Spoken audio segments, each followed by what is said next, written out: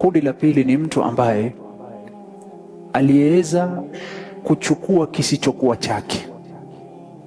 Ameshindana na mtu, hii ni yangu, hii ni yangu, hii ni yangu. Akasema wallahi hii ni yangu, mimi naapa. Basi akaachiwa, umeapa basi chukua. Na ile hali si yake, akatumia jina la Mwenyezi Mungu kudai kisichokuwa chake, akapewa.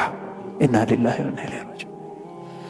Kwa ushahidi wa hadith wa Bwana Mtume sallallahu alayhi wasallam alladhi akhrajahu Ahmad fi musnadihi wa Abu Ya'la, حديث وصححه الألباني في صحيح الترغيب والترهيب: من اقتطع بيمينه ظلما ما ليس له, alichukua kisichokuwa chake akatumia jina la Mwenyezi Mungu kuapa ili aachiwe. Ikhtasama rajulani ila nabii sallallahu alayhi wasallam fi ardhin, watu wawili walikuja kwa Mtume sallallahu alayhi wasallam kuleta mashtaka, na kila mmoja yadai ardhi hii ni yangu, na mwingine anasema ardhi hii ni yangu. Faja'ala yaminu ahaduhuma fadajja al-akhar, wa kwanza akaruka akasema wallahi ni yangu hii ardhi, na kuapia Mtume wa Mwenyezi Mungu, wallahi ni yangu hii ploti, hii ni yangu.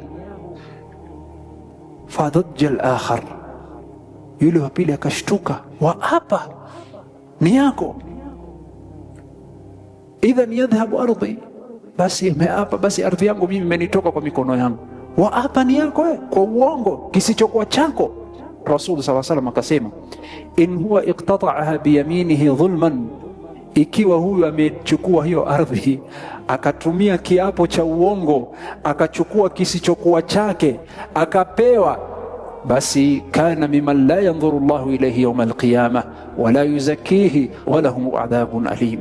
Rasul akamwambia usishangae, ikiwa ameapa akatumia kiapo na jina la Allah kudai kisichokuwa chake, wallahi ni yangu, ili hali si yake, basi usishangae, basi huyu atakuwa miongoni mwa wale ambao Allah hatataka kuwaona siku ya Kiyama.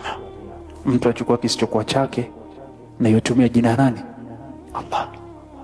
Laiti ingekuwa Mwenyezi Mungu hataki kumwangalia, wala yuzakihi, Mwenyezi Mungu hamtakasi, bimaana Mwenyezi Mungu asipokusafisha siku ya Kiyama utasafishwa na moto wa Jahannam.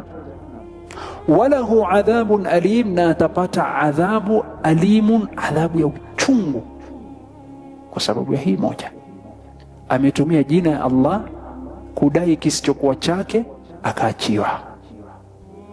Sawa na achiwe asiachiwe, lakini he's taking what is not rightfully his by using the name of wallahi ni yangu hii, waliyadhu billah. Huyu Allah hatomwangalia siku ya Kiyama, hataki kumwona.